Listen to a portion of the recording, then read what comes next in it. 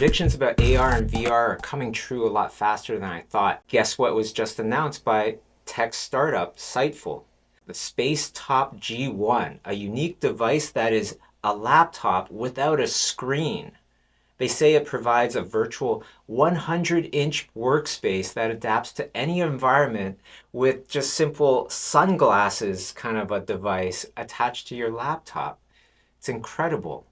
Now that's exciting because it doesn't take a genius to see where this could lead us. In my last video, I talked about the fact that when AR and or VR achieve mass adoption, most websites and apps will essentially become immersive worlds, which will need a ton of artists. I predicted that there will be at least 10 times as many art jobs when that time comes because people will need world builders. But I want to expand on this even further because world building doesn't just stop at architecture. When I said world building, I meant for everything.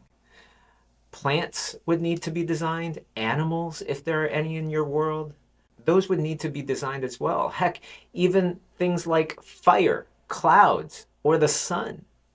Imagine being able to have real life Pokemon in AR so that when you walk down the street, you can see people's virtual pets following them or flying around them. And then you have one as well so that when both of you are close enough, your virtual pets start to interact with each other and interact with you too. What do you think Dungeons and Dragons would be like in AR or VR?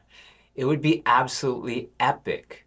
I know a ton of people that wanted an online version of Lightbox Expo to come back like what we did during the pandemic, but I'm not sure how we would be able to do that because that took about 10 months of planning and preparing, and so does the in-person version. It also takes about 10 months. But who knows, perhaps one day it'll be in-person and virtual at the same time. But let's expand this idea even further. Imagine not needing to manufacture anything that you don't need to physically touch. Monitors and screens could be a thing of the past, and that would be a great thing for the environment.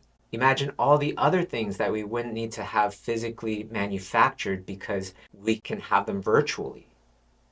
Sure, there are still many things that people will want to have physically, and that's great, but this would give so many of us a choice. I have to assume that the cost of virtual items would be just a tiny, tiny fraction, or perhaps even free compared to their physical equivalent, just like how we have free apps now. Think about what AR and VR could do for art. It actually aligns with a dream project that I've had for decades now. If I had unlimited resources, I would love to create a gallery show where once you walk in, it feels like you've entered another world. It would have foreign creatures and alien plants, and you would have to look into the environments to see the creatures. And those creatures are my art pieces that I'm selling. That always seemed like a pipe dream to do it physically, but with AR/VR adoption, it feels very doable because I could just make them all virtual. Not only that, but I could make them animated, walking or flying around and interacting with people. What would mass adoption of AR/VR do to cities? What would this do to people living in tight, expensive living quarters?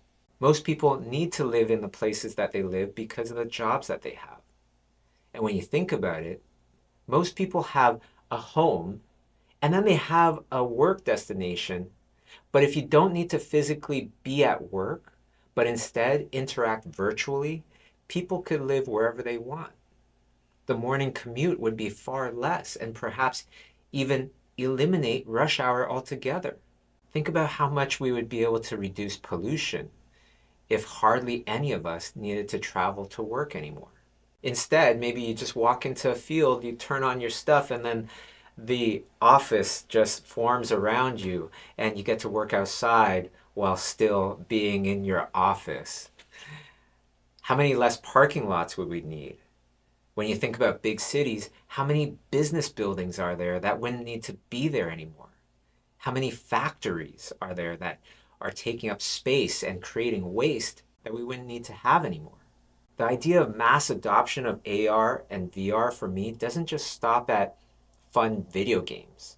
but it could be an incredible solution to crowded populations and pollution. But then again, when I think about it, there are also things that worry me as well. For example, social media, while having many positive things about it, it can also be extremely toxic and create a lot of mental health issues with cyberbullying or just toxic vibes from the community. Just scroll through Twitter or X for a while and you'll know what I mean. What happens when you're in a group setting and everyone is also simultaneously on a virtual AR chat except for one person that doesn't have the device? How would they feel? How would you feel if everybody is virtually messaging each other and laughing at you, but you have no idea why they're laughing because you've been left out of the virtual group chat, or you can't see the funny virtual stuff they put on your face? This could also create a whole new category where there's humans and then there are human plus, where essentially they have telepathy with one another with their devices, communicating with each other that is invisible to those that are left out of the conversation. What happens to countries that are not as developed and can't afford or do not have access to these devices? How would they feel about countries that do? What would that do to the economy? I think this is another great topic to discuss in the comments. What are your thoughts? Share them, and I'll talk with you next time.